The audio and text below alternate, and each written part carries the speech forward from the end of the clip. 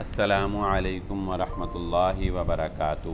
آپ نے سوال کیا ہے کہ کیا ایسی کوئی حدیث ہے کہ نبی صلی اللہ علیہ وآلہ وسلم نے فرمایا کہ ماں کو دیکھنے سے ایک حج کے برابر ثواب ملتا ہے؟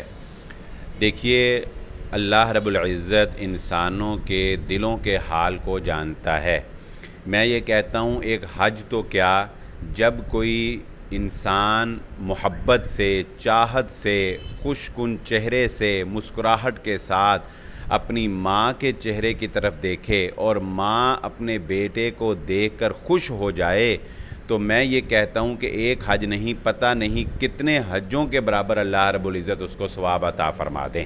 اللہ کے خزانوں میں کوئی کمی نہیں ہے، اور ماں باپ کا جو مقام و مرتبہ ہے وہ اس بات کا متقاضی ہے کہ انسان جب اپنے ماں باپ کی طرف ایک نگاہ بھی ڈالے تو اللہ رب العزت اس نگاہ سے جو خوشی ماں باپ کو ملے، اس کے بدلے انسان کو بے پناہ اجر و ثواب سے اور اپنی رضا سے نواز دے۔